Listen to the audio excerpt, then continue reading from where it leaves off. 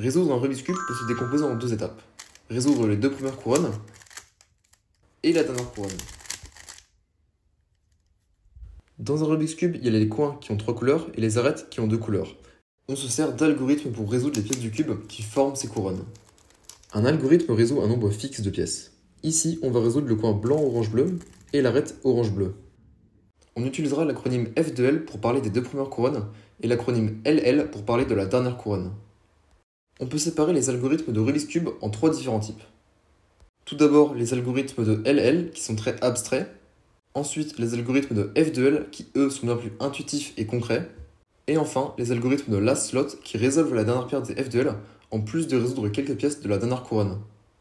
Dans cette vidéo, on va rapidement parcourir tous les sets d'algorithmes qui existent sans rentrer dans le détail, mais je donnerai cependant dans la description des ressources pour les apprendre.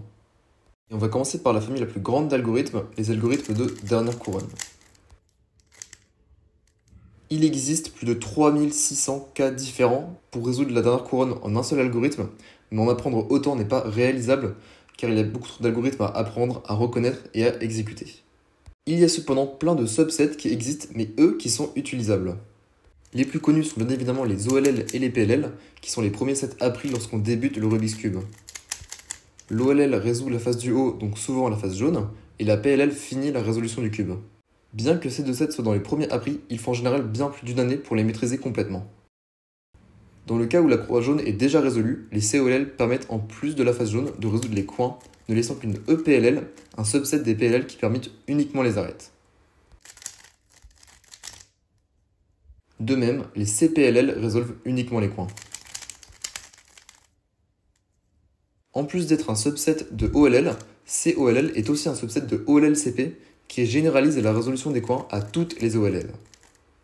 À partir de maintenant, on peut rentrer dans le domaine des ZBLL qui propose 496 algorithmes pour résoudre la dernière couronne en une seule fois si la croix jaune est déjà faite. Mais si on connaît déjà les PLL et les COLL, on en a déjà appris 63 car les PLL et COLL sont des subsets des ZBLL. Les deux GLL sont des ZBLL pouvant être exécutés en deux gènes, c'est-à-dire que l'algorithme ne contient que des R et U, ce qui fait que l'algorithme est très rapide à exécuter. Il est très utile ce set en OH car à une main les algorithmes en RU s'exécutent très rapidement. À présent, on va pouvoir parler des algorithmes utilisés dans les F de L. Dans une configuration classique où les pièces d'une paire ne se situent pas dans d'autres slots, il y a 42 cas différents de F de L. Bien évidemment, tous ces cas ont des solutions optimales selon l'angle. Sauf que contrairement aux algorithmes de LL, on a beaucoup plus de liberté lors des F de L, et certains algorithmes se servent de slots vides pour avoir des solutions de paires en moins de mouvements. On arrive maintenant à la transition entre les F de L et la dernière couronne, le last slot.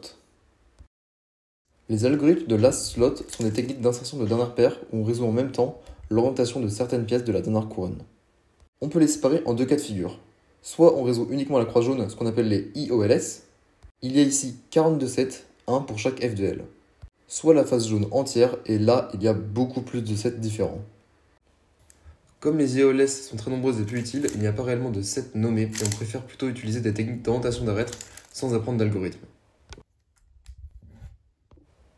Par exemple, plutôt que d'insérer une arête déjà formée en U', R, U', R', on peut plutôt préférer le sledgehammer qui va orienter des arêtes.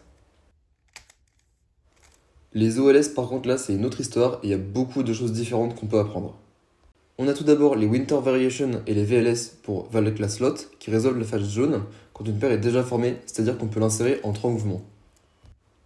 Les Summer Variation, eux, s'occupent d'un autre cas d'insertion en 3 mouvements lorsque la paire n'est pas encore formée mais qu'on peut quand même l'insérer en 3 mouvements.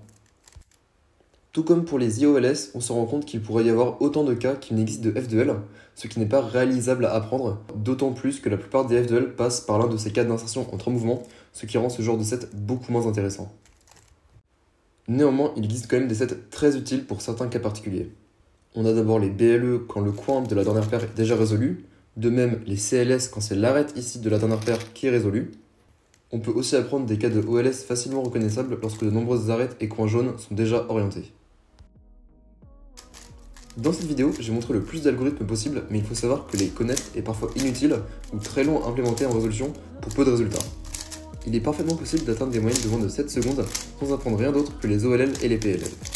Mais pourtant, ça ne veut pas dire qu'il faut s'y restreindre, car dans de nombreux sets que j'ai présentés, il existe des cas très faciles à apprendre et à utiliser qui pourront vous arriver en résolution et ainsi vous donner un très bon single.